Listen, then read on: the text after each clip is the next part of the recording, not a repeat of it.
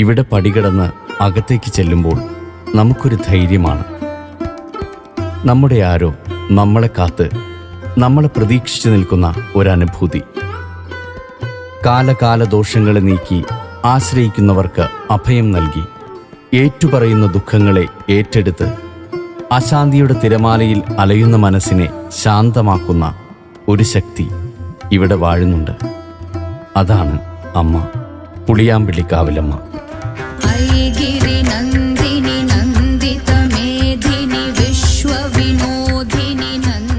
നിങ്ങൾക്ക് എന്ത് തരണമെന്ന് തീരുമാനിക്കുന്നത് അമ്മയാണ്.